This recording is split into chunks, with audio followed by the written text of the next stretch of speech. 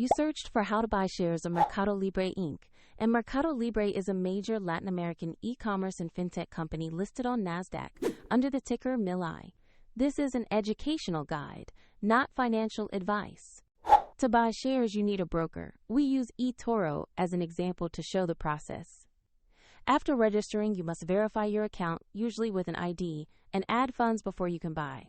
Use the platform search bar, type the ticker MELI, and select the MercadoLibre Inc. stock from the results to open its asset listing. On the asset page, review the brief company description and the price chart to confirm you have the correct MercadoLibre Inc. stock. Tap Invest or Buy, enter the amount you want to invest, carefully review the order details, and confirm the trade.